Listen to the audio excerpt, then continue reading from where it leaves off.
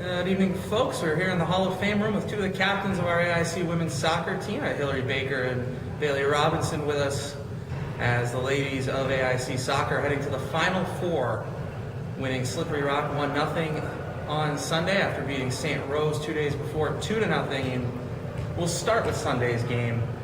And you had to battle not only Slippery Rock, but also a really, really nasty cold day.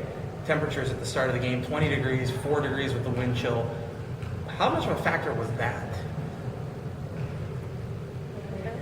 Well, at first, a lot of us were concerned about the weather, and then we realized that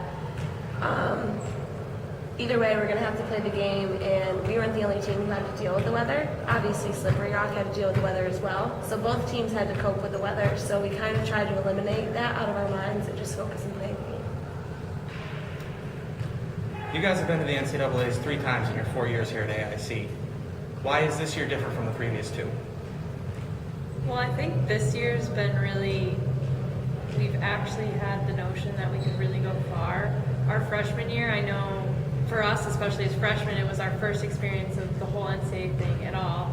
And a lot of the older girls hadn't made it to the NCAAs yet. So as a team, it was a new experience. And each year that we've made it, it's just, we've had experience, so we've been able to do more. You've had a lot of positive experience, and you had a couple of setbacks this season too, particularly the NE10 tournament for the 2nd year in a row, losing to Adelphi. How did you guys learn from that, and what advantages does a loss like that give you going into the NCAAs? I think that I don't know what happened during that time period. I don't know if it was a lack mentally. I don't know what it was, but as a team, I feel like that loss brought us closer together.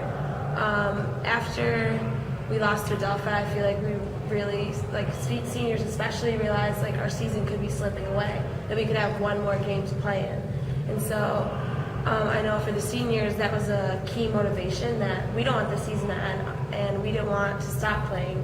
So we, from then on, just really focused on one game at a time, focused on winning every game one day at a time. And it really showed after having the successful season that we did that we weren't invincible. So we had to come out every game and play as hard as we could, or else we weren't going to get as far as we hoped. Now, we knew it would come down to it at some point, AIC St. Rose. They've been the power in the Northeast 10, really nationally, winning a national championship a couple years ago for a long time. And if you want to go anywhere, you got to beat them. How good did it feel? You know, obviously it feels good no matter when you win, but especially to beat St. Rose at St. Rose. Well, St. Rose has always been a respectable opponent. We've never had any really disputes against them. It was always just, they're such a good competitor that it just feels awesome to be able to compete with them, and then going into the game not knowing who's going to win, and to come out on top of a game like that is always a good feeling.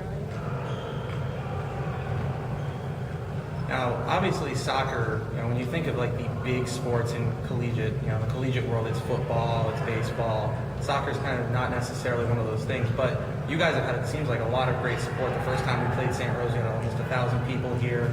Had a fan bus to the game on Sunday. How has the support been on campus?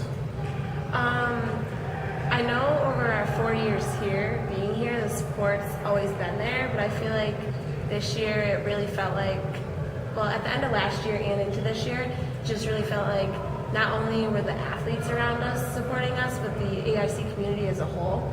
So not only do you want to go out there and play for your team, play for yourself, and play for the athletic tournament, you want to go out there and make AIC proud, because you know that everybody on campus is supporting you, whether they're a student or a faculty member. Now, we had a tough little extra thing to have to deal with, not having NE10 Rookie of the Year Jessica Margareta for our last 2 games. And into that gap, Ronya Haig steps in. Talk about her play specifically and what she was able to bring to the team the last couple games, playing a role, as a starter that she hadn't played most of the year. I think it shows the depth and diversity of our team, how different people can step in and do everything. Our starting lineup has been changed throughout the year, so it just shows that anybody can play, it can change at any time, and we have a great team as a whole, on the bench, off the bench, the field. You never know who's going to come in and step up every game. Yeah, I agree, and like it's nice. Like our freshman year, one of the struggling points in the NCAA tournament was we only had 2 or 3 subs. It's so nice this year to be able to have the depth on the bench, to know that no matter who comes in on the field, whether they're starting or coming off the bench, that the level of play isn't going to go down because our team's just a great team. Now, next up, it's the Final Four down in Georgia. Grand Valley State has been the #1 team pretty much the whole year running.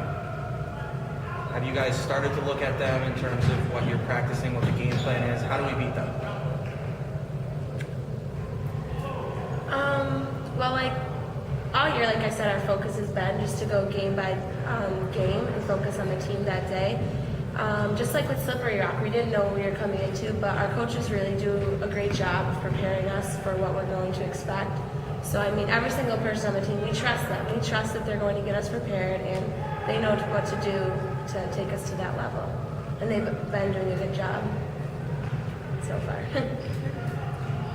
Now, this has obviously been quite a roller coaster of emotions for this team with everything that's happened with Coach Johnson and his son.